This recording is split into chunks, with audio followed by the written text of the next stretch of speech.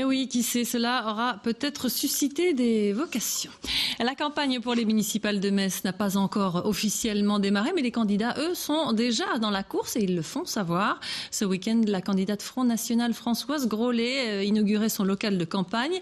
Elle devra se battre contre ses adversaires qui semblent décidés à ne pas laisser l'extrême droite gagner davantage de terrain. Reportage de Michel Weiss et Arnaud Caël.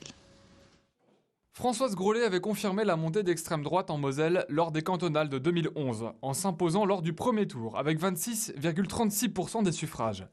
Face à ses opposants qui veulent tout faire pour que l'extrémisme ne gagne pas davantage de terrain, celle qui s'était réjouie face aux médias de ne pas avoir une tête de facho entend bien faire parler d'elle à nouveau.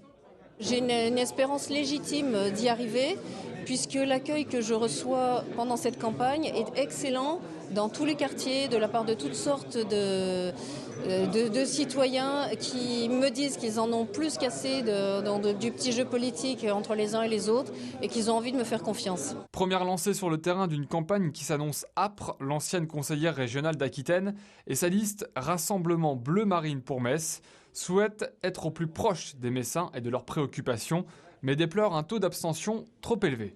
Moi, je ne me satisfais pas de cette situation.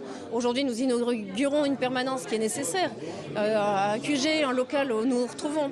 Mais il est aussi nécessaire d'aller vers les gens, parce que pour beaucoup, c'est le seul moment où ils entendront parler de la politique et de cette élection.